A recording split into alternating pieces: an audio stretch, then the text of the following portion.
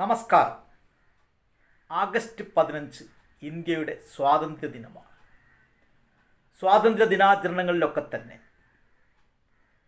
ഇന്ത്യയുടെ സ്വാതന്ത്ര്യ സമര ചരിത്രത്തിലെ മുന്നണി പോരാളികളായിരുന്ന മഹാത്മാഗാന്ധി, ജവഹർലാൽ നെഹ്റു തുടങ്ങി നിരവധി സ്വാതന്ത്ര്യ സമര സേനാനികളെക്കുറിച്ചെല്ലാം തന്നെ ഏറെയേറെ ചർച്ച ചെയ്യപ്പെടാറുണ്ട്. എന്നാൽ ഇന്ത്യയുടെ സ്വാതന്ത്ര്യ സമര ചരിത്രത്തിൽ നിരവധി ഉജ്ജ്വല പോരാട്ടങ്ങൾ നടത്തിയ ധാരാളം കുട്ടികളുണ്ട്. വളരെ ചെറിയ പ്രായത്തിൽ തന്നെ സ്വാതന്ത്ര്യ സമരത്തിൻ്റെ തീച്ചൂളയിലേക്ക് എടുത്തു ചാടിയ ഏതാനും ചില അമരസൂര്യന്മാരെ പരിചയപ്പെടുത്തുക മാത്രമാണ് ഇവിടെ ചെയ്യുന്നത്. ആദ്യമായി പരിചയപ്പെടുത്തുന്നത് നന്ദഗോപാൽ മുഖർജി. നമ്മൾ ഓർമ്മിക്കേണ്ട പേരാണ്. 1912 ബ്രിട്ടീഷ് അധികാരികളുടെ കാറിന് നേരെ ബോംബെറിഞ്ഞുകൊണ്ട്, ഇന്ത്യയുടെ സ്വാതന്ത്ര്യ സമരത്തിൻ്റെ ഭാഗമായി കാറിന് നേരെ ബോംബെറിഞ്ഞുകൊണ്ട് 16-ാം വയസ്സിലാണ് 12 വർഷത്തെ കഠിന തടവിന് ശിക്ഷിക്കപ്പെടുകയുണ്ടായി. നമ്മൾ ഓർമ്മിക്കേണ്ട പേരാണ് നന്ദഗോപാൽ മുഖർജി. അടുത്തത് ഭഗത് സിംഗ്. ഭഗത് സിംഗിനെ കുറിച്ച് കൂട്ടുകാർ കേട്ടിരിക്കും. നമുക്കറിയാം, 1919 ഇന്ത്യയുടെ സ്വാതന്ത്ര്യ സമര ചരിത്രത്തിലെ ഒരു കറുത്ത അധ്യായമായിരുന്നു. ഈ കൂട്ടക്കൊല നടന്ന ജാലിയൻവാലാബാഗിൻ്റെ മണ്ണിൽ ചെറിയ പ്രായത്തിലാണ് എത്തിച്ചേർന്ന ഭഗത് ഒരു പിടി മണ്ണ് വാരി, ഇത് 12-ാം വയസ്സിലാണ്, ഒരു പിടി മണ്ണ്, രക്തം പുരണ്ട മണ്ണ് വാരി പ്രതിജ്ഞയെടുക്കുകയാണ്. എൻ്റെ രക്തം കൊണ്ട് ഞാൻ ഇതിന് പകരം ചോദിക്കുമെന്നാണ് ഭഗത് പ്രതിജ്ഞ. തുടർന്ന് തൻ്റെ പ്രതിജ്ഞ നിറവേറ്റാൻ വേണ്ടി സ്വാതന്ത്ര്യ സമരത്തിൻ്റെ തീച്ചൂളയിലേക്ക് എടുത്തെറിയപ്പെടുകയും അവസാനം തൂക്കിലേറ്റപ്പെടുകയുമാണ് ഉണ്ടായത്. നിറഞ്ഞ പുഞ്ചിരിയോടെ തൂക്കുമരത്തിലേക്ക് കയറുമ്പോൾ സാധാരണ തൂക്കിലേറ്റുന്ന ആളുടെ തലയിൽ കറുത്ത മുണ്ടിടാറുണ്ട്. ഭഗത് സിംഗ് മുണ്ടെടുത്ത് മാറ്റി കൊണ്ട് പറഞ്ഞു, എൻ്റെ തലയിൽ കറുത്ത മുണ്ടിടണ്ട, എനിക്കെൻ്റെ മാതൃഭൂമിയെ കണ്ടുകൊണ്ട് മറിക്കാം. കയർ കുരുക്കാൻ ആരാച്ചാരെത്തിയപ്പോൾ, ആരാച്ചാർ എൻ്റെ കഴുത്തിൽ കുരുക്കിടണ്ട, ഞാൻ സ്വയം തൂക്കിലേറിക്കൊള്ളാമെന്ന് പറഞ്ഞ് പുഞ്ചിരി തൂക്കിക്കൊണ്ട് ഇൻക്ലാബ് സിന്ദാബാദ് എന്ന് വിളിച്ചുകൊണ്ട് തൂക്കിലേറ്റപ്പെട്ട ധീര രക്തസാക്ഷിയാണ് ഭഗത് സിംഗ്. നമുക്കിനി പരിചയപ്പെടാനുള്ളത് ചന്ദ്രശേഖർ ആസാദിനെയാണ്. തൻ്റെ 14-ാം വയസ്സിൽ നിസ്സഹകരണ സമരത്തിൽ പങ്കെടുത്തതിന് ജയിലിലടയ്ക്കപ്പെട്ടു. ജയിലധികാരികൾ ഇദ്ദേഹത്തെ ചോദ്യം ചെയ്യുകയാണ്. എന്താണ് നിന്റെ പേര്? ആസാദ് എന്നാണ് മറുപടി പറഞ്ഞത്. അച്ഛൻ്റെ പേര് ആസാദ്, നിന്റെ വീട് ജയിൽ. ഈ രീതിയിൽ മറുപടി നൽകിയത് ഈ ധിക്കാരിയെ ചാട്ടവാർ കൊണ്ട് അടിക്കണം. അങ്ങനെ 15 ചാട്ടവാറടിയാണ് ശിക്ഷയായി തൽക്കാലം ലഭിച്ചത്. പിന്നീട് 1931 അലഹബാദിൽ വെച്ച് പോലീസുകാരുമായിട്ടുണ്ടായ ഏറ്റുമുട്ടലിൽ രക്തസാക്ഷിത്വം വഹിക്കുകയാണ് ഉണ്ടായത് ആസാദ്. നമ്മൾ ഓർമ്മിക്കേണ്ട പേരാണ് ചന്ദ്രശേഖർ ആസാദ്. അടുത്തത് ഉദ്ധം സിംഗ് ആണ്. നമുക്കറിയാം, 1919 ജാലിയൻവാലാബാഗ് കൂട്ടക്കൊല നടന്ന ആ മണ്ണിൽ വെച്ച് ഉദ്ധം സിംഗ് ഒരു പ്രതിജ്ഞ എടുക്കുന്നുണ്ട്. അദ്ദേഹത്തിന് 16-ാമത്തെ വയസ്സിലാണ് ഈ പ്രതിജ്ഞ. ഈ കൂട്ടക്കൊലയ്ക്ക് ഉത്തരവിട്ട ജനറൽ ഡയറിനെ ഞാൻ വധിക്കും, എൻ്റെ കൈകൊണ്ട് വധിക്കും. അതിനുള്ള നിരവധി ശ്രമങ്ങൾ നടത്തി പരാജയപ്പെട്ടു. അവസാനം അദ്ദേഹം ജനറൽ ഡയർ ലണ്ടനിലേക്ക് പോയപ്പോൾ അദ്ദേഹം പിന്തുടർന്നുകൊണ്ട് ഉദ്ധം സിംഗും ലണ്ടനിലെത്തി.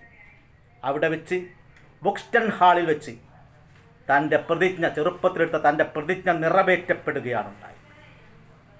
ഈ കുറ്റത്തിന് തൂക്കിലേറ്റപ്പെടുമ്പോൾ തൂക്കുകയറിലേക്ക് കയറുന്നതിന് മുമ്പ് കോടതി രേഖകളിൽ തൻ്റെ പേര് റാം മുഹമ്മദ് സിംഗ് എന്ന് രേഖപ്പെടുത്തണമെന്നാണ് ഉദ്ധം സിംഗ് പറഞ്ഞത്.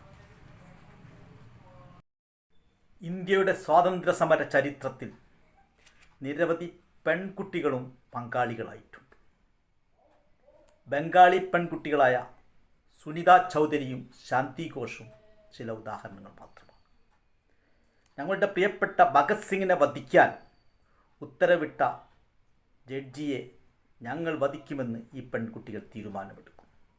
അതിൻ്റെ ഭാഗമായി ഒളിപ്പിച്ചു വച്ച തോക്കുമായി ജഡ്ജി വിശ്രമിക്കുന്ന വീട്ടിലേക്ക് കയറി ചെല്ലുകയാണ്.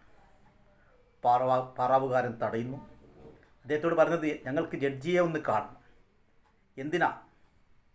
അത് അവരോട് ചില സ്വകാര്യം പറയാനാണ്. തിരിച്ചു വരുമ്പോൾ ചെവിയിൽ പറഞ്ഞു തരാം. അവർ മുറിക്കുള്ളിലേക്ക് കയറി അർദ്ധമയക്കത്തിലായിരുന്ന ജഡ്ജിയോട് ചോദിക്കുകയാണ്, നിങ്ങളാണോ ഞങ്ങളെ ഭഗത്തിനെ കൊല്ലാൻ ഉത്തരവിട്ടത്? അതേ എന്ന് പറയുമ്പോഴേക്കും തോക്കിൽ നിന്ന് നിറം ഉതിർക്കുകയും ജഡ്ജി മരണപ്പെടുകയും ചെയ്തു. ഈ ഒരു കുറ്റത്തിന് ഈ പെൺകുട്ടികൾക്ക് പ്രായപൂർത്തിയായിട്ടില്ല എന്നതുകൊണ്ട് ജീവപര്യന്തം ശിക്ഷയായിരുന്നു ലഭിച്ചത്. ഇനി നമുക്ക് കേരളത്തിലേക്ക് വരാം. വൈക്കം മുഹമ്മദ് ബഷീറിനെ ഒരു സാഹിത്യകാരനായിട്ടായിരിക്കാം നമ്മളെല്ലാം അറിയപ്പെടുന്നത്. എന്നാൽ ഹൈസ്കൂൾ ക്ലാസ്സിൽ പഠിക്കുമ്പോൾ തന്നെ ഈ വിദ്യാർത്ഥി സ്വാതന്ത്ര്യ സമരത്തിൻ്റെ തീച്ചൂളയിലേക്ക് എടുത്തു ചാടുകയുണ്ടായി.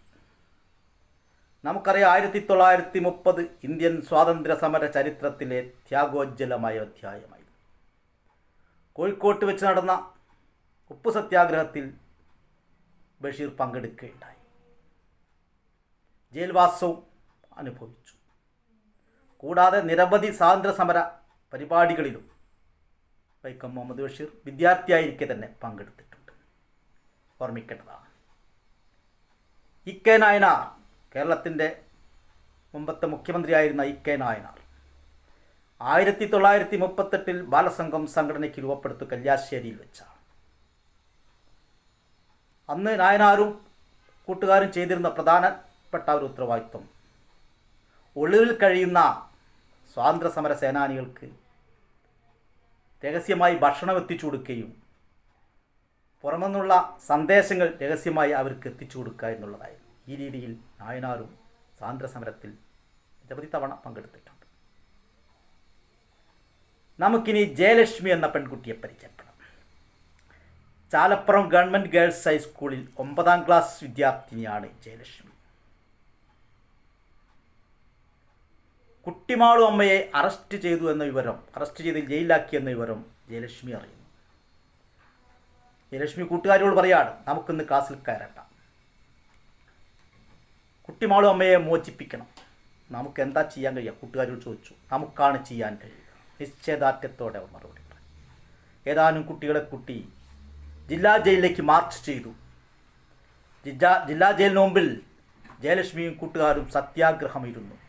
മുദ്രാവാക്യങ്ങൾ മുഴക്കി.